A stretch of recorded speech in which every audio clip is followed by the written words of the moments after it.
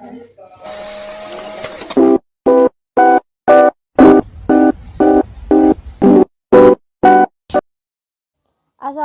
warahmatullahi wabarakatuh. Kami dari kelompok 3 mata kuliah Ekonomi Moneter 2, jurusan S1 Ekonomi Pembangunan, Fakultas Ekonomi dan Bisnis, UPN Veteran Jakarta. Kelompok kami membahas tentang pasar valuta asing. Kelompok ini terdiri dari 7 anggota. Yang pertama dengan saya sendiri, Nisa Usadiah, NIM 015. Nama saya Kapriliansyah dengan NIM 009. Saya Suci Wulandari dengan NIM 47. Saya Elizabeth Raita, NIM 053. Saya Muhammad Akbar dengan NIM 054. Nama saya Puspita Ningtis Ramadanti dengan NIM 057. Saya Salsa Nabila Rahma dengan NIM 068. Selanjutnya kami akan memaparkan hasil diskusi dari kelompok kami. Di topik ini kelompok kami mengambil 8 pokok bahasan. Yang pertama ada pengertian valuta asing, yang kedua ada fungsi valuta asing, yang ketiga ada spekulasi, yang keempat ada sistem kurs valuta asing, yang kelima ada teori purchasing power parity, yang keenam ada kurva permintaan dan penawaran valuta asing, yang ketujuh ada aktivitas pasar uang di pasar Eropa, dan yang kedelapan ada aktivitas pasar uang di pasar Asia. Apa yang dimaksud dengan valuta asing? Secara sederhananya, valuta asing merupakan mata uang yang digunakan sebagai alat pembayaran pada transaksi internasional.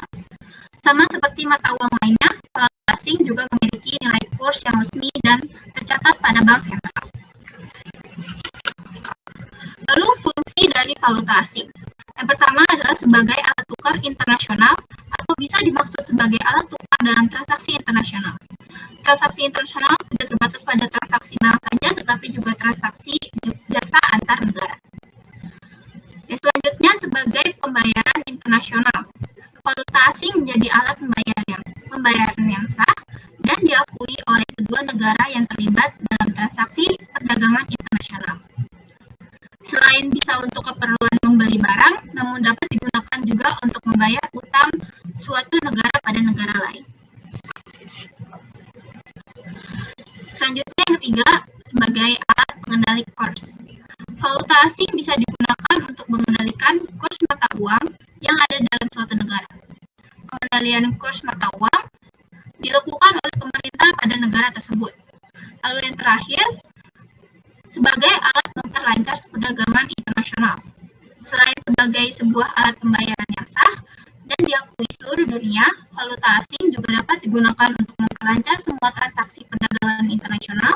Dengan adanya valuta asing, negara-negara yang melakukan transaksi internasional dapat menggunakannya sebagai alat untuk memperlancar transaksi perdagangannya, karena sudah tidak lagi terkendala dengan pemakaian mata uang. Spekulasi atau trading spekulatif mengacu pada tindakan melakukan transaksi keuangan yang memiliki risiko besar kehilangan nilai, tetapi juga memegang ekspektasi kenaikan signifikan atau nilai utama lainnya.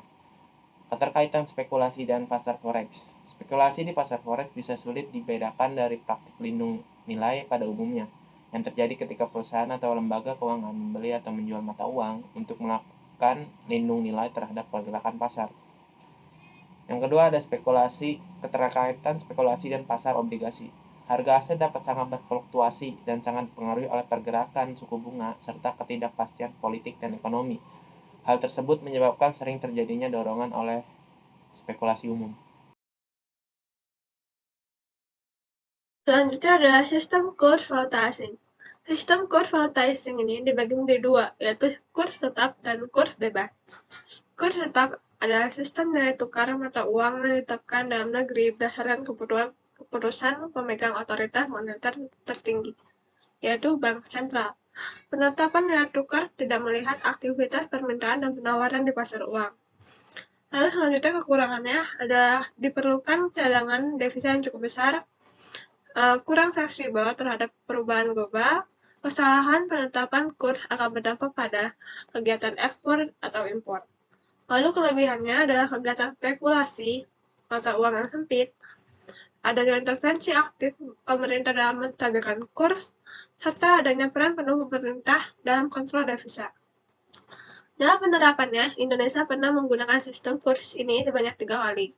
pada tahun 1964, 1970, dan 1978 dengan melakukan devaluasi terhadap dolar.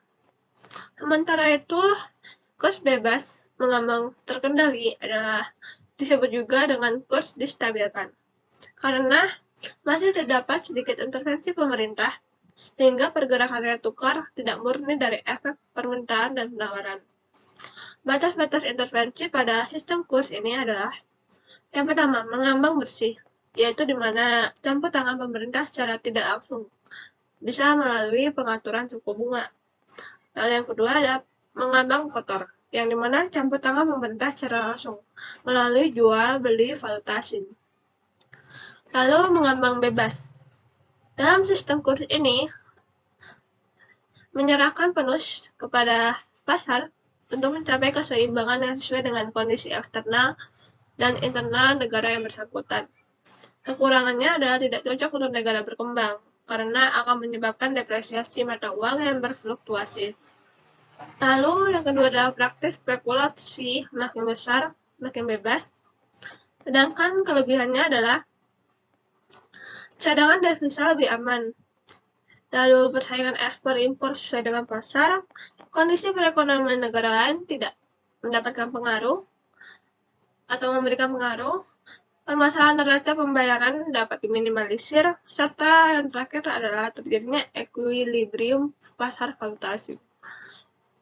Meskipun begitu, Indonesia pernah menerapkan sistem kurs ini pada tahun 1997 dari akibat adanya currency turmoil se-ASEAN, hingga pemerintah harus menghapus kebijakan-kebijakan intervensi. Materi selanjutnya ada teori Purchasing Power Parity atau PPP. Purchasing Power Parity atau PPP merupakan teori tentang penentuan nilai tukar. Dasar teori ini adalah perbandingan nilai satu mata uang dengan mata uang lain yang ditentukan oleh tenaga beli tersebut terhadap barang dan jasa di masing-masing negara. Perubahan nilai tukar antara mata uang ditentukan oleh perubahan relatif harga di dua negara tersebut.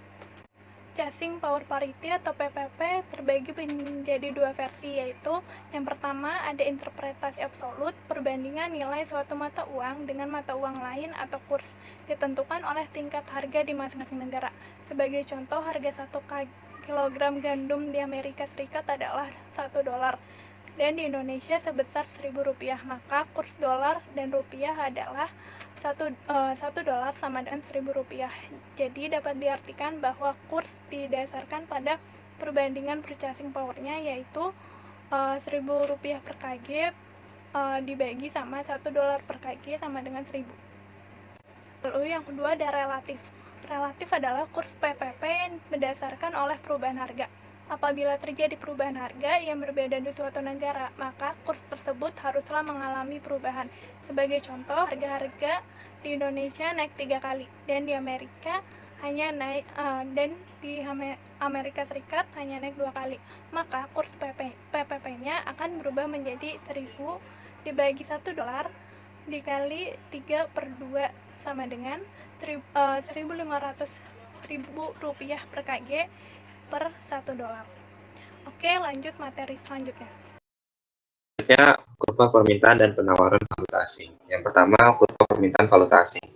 Jadi di awal itu ada keseimbangan awal yang ditunjukkan dengan perpotongan antara kurva D1, kurva permintaan D1 dan kurva penawaran S dengan sejumlah kuantitas euro yang diperdagangkan dan nilai tukar euro daripada USD sebesar E1. Nah, transaksi terus tetap berlanjut, tetapi kekuatan permintaan akan euro bertambah tinggi, sedangkan penawarannya itu tidak bertambah. Nah, ini menyebabkan transaksi bergeser dari kurva permintaan D1 menjadi kurva permintaan D2. Nah, hal ini menjadikan membuat keadaan baru, keseimbangan baru dengan ditunjukkan perpotongan antara kurva permintaan D2 dan kurva permintaan penawaran S, sehingga menyebabkan exchange rate pada euro lebih tinggi daripada sebelumnya. Nah, penyebab naiknya permintaan valuta ini ada beberapa hal. Salah satunya yaitu menaiknya transaksi impor. Nah, itu menyebabkan valuta asing itu lebih tinggi nilainya daripada nilai valuta asing daripada nilai mata uang domestik. Nah, itu semakin tingginya aliran modal. Yang kedua, kurva penawaran valuta asing. Nah, terjadi keseimbangan awal ditunjukkan dengan perpotongan antara kurva permintaan D dan kurva penawaran S1 dengan kuantitas euro yang ditransaksikan sebesar Q1 dan exchange rate euro terhadap USD pada E1. Transaksi selanjutnya menghasilkan kekuatan penawaran akan euro bertambah tinggi, sedangkan permintaannya tuh tidak bertambah, sehingga menyebabkan transaksi bergeser dari kurva permintaan S1 menjadi kurva permintaan S2. Nah, ini tuh menyebabkan keseimbangan baru dengan ditunjukkan dengan perpotongan kurva permintaan D dan kurva penawaran S2. Menyebabkan harga euro lebih rendah daripada sebelumnya meskipun kuantitasnya naik. Nah, penyebab menurunnya penawaran valuta asing ini yaitu yang pertama, menurunnya transaksi ekspor. Nah, itu tuh menyebabkan rendahnya penawaran valuta asing sehingga mata uang domestik menjadi melemah. Nah, yang kedua itu semakin sedikitnya aliran modal ke dalam negeri. Nah, itu menyebabkan penawaran valuta asing melemah dan melemahkan nilai mata uang domestik. Oke, selanjutnya ada pasar uang di Eropa. Seperti yang kita tahu bahwa negara-negara di benua Eropa atau yang biasa dikenal sebagai anggota Uni Eropa memiliki mata uang tunggal yaitu euro. Euro menjadi mata uang tunggal tidak melulu melewati step-step secara alami atau natural, melainkan melalui perjanjian-perjanjian yang dilakukan oleh para anggotanya. Salah satu perjanjian yang menjadi pengikat euro menjadi mata uang tunggal untuk benua Eropa adalah perjanjian Maastricht tentang Uni Eropa pada 1992. Perjanjian ini memiliki tujuan antara lain pertama meningkatkan pertumbuhan ekonomi di antara negara-negara anggota Uni Eropa dan juga mengintegrasi atau menyatukan dan menjalin hubungan perekonomian di antara anggota-anggota Uni Eropa. Dari kedua tujuan tersebut, ternyata muncul beberapa kekhawatiran bagi negara-negara anggota Uni Eropa ini, antara lain yaitu memakan biaya besar. Peralihan dari mata uang lama ke mata uang baru tentunya memiliki banyak dampak dan juga konsekuensi. Salah satunya adalah biaya. Biaya yang dibicarakan di dalam ini adalah bukan biaya yang hanya semata-mata uang, melainkan biaya sesuatu hal yang perlu dikorbankan seperti sosial dan budaya. Kemudian memicu uang palsu. Karena masyarakat yang belum familiar terhadap uang baru ini akan memudahkan para oknum-oknum pembuat uang palsu untuk melancarkan aksinya. Yang ketiga adalah meningkatkan inflasi karena kepanikan dari masyarakat.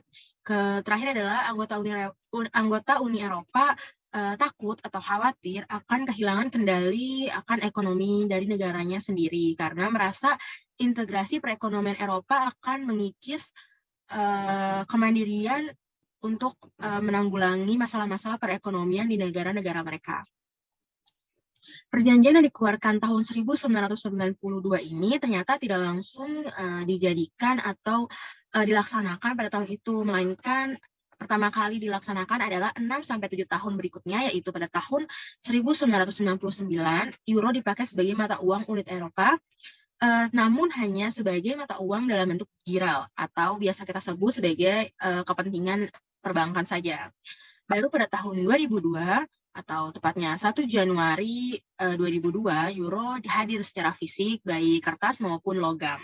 Pengguna euro di seluruh dunia terbagi menjadi dua kelompok, yaitu negara-negara anggota Uni Eropa dan non-Uni Eropa. Dari 20 negara pengguna euro ini, hanya 2 anggota non-Uni Eropa yang menjadikan mata uang euro sebagai mata uang negara mereka, yaitu Montenegro dan Kosova. Sedangkan untuk seluruh negara-negara yang terdapat di benua biru itu menggunakan mata uang tunggal atau mata uang euro tersebut. Selanjutnya adalah aktivitas pasar uang di Eropa saat ini. Pada Kamis 22 April 2021, Presiden European Central Bank Christine Lagarde mengumumkan ekspektasi pengurangan pembelian obligasi saat European Central Bank mengumumkan keputusan kebijakan. Jadi pada Kamis pekan lalu, Lagarde mengumumkan kebijakan bahwa tidak akan menambah pembelian obligasi. Kebijakan tersebut tentunya sangat berdampak kepada kurs euro terhadap USD dollar khususnya. Euro terhadap USD dollar naik tipis sekitar 0,07% di angka 1,2023 pukul 13.34 WIB. Hal tersebut terjadi setelah Lagarde benar-benar menutup ekspektasi bahwa European Central Bank akan mulai mempertimbangkan penurunan karena prospek ekonomi membaik di benua itu. Prospek ekonomi membaik di benua Eropa tersebut ditandai oleh salah satu negara anggota yaitu Prancis menargetkan akan kembali membuka sekolah pada hari Senin dan mencabut pembatasan perjalanan domestik yang sebelumnya telah ditutup selama beberapa bulan, yang nantinya akan kembali dibuka pada awal bulan mendatang, yaitu pada tepatnya 3 Mei. Jika kita melihat perubahan dari Euro USD terhadap kebijakan tersebut, yaitu sempat naik tipis, walaupun tipis, tapi tetap naik, menunjukkan data yang positif dan dapat berkontribusi terhadap sentimen investor atau keinginan investor untuk menginvestasikan modal mereka ke dalam negara-negara anggota Uni Eropa.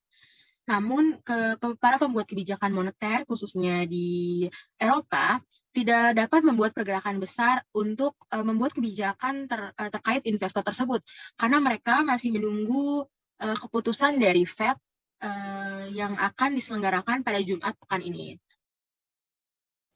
Selanjutnya ada pasar uang di pasar Asia. Di wilayah Asia sendiri terdapat salah satu jenis pasar valuta asing yaitu Asian Currency Unit atau yang disingkat dengan ACU.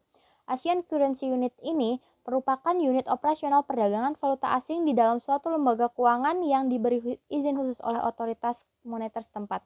Otoritas moneter yang dimaksud pada umumnya adalah bank sentral. Pada pasar ini memperdagangkan dolar yang disimpan di luar wilayah Amerika Serikat, yaitu di wilayah Asia seperti Jepang, Hong Kong, Singapura, dan Indonesia. Selanjutnya ada aktivitas pasar uang di pasar Asia saat ini.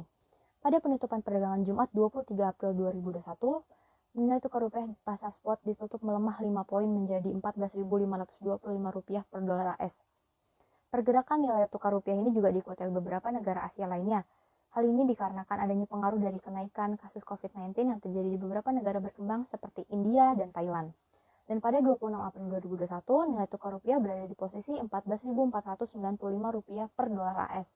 Penguatan nilai tukar rupiah ini juga diikuti oleh beberapa mata uang Asia lainnya, kecuali Hong Kong yang melemah sebesar 0,02%. Dan terlihat pada tabel jika beberapa mata uang Asia lainnya juga mengalami penguatan terhadap dolar AS. Dan terlihat jika Indonesia mengalami penguatan hingga Rp14.480 per dolar AS. Dan diikuti oleh Cina, India, Jepang, Myanmar, Filipina, Singapura, Thailand, dan Taiwan. Sekian dari kelompok kami, terima kasih atas perhatiannya. Kurang lebihnya mohon maaf. Wassalamualaikum warahmatullahi wabarakatuh.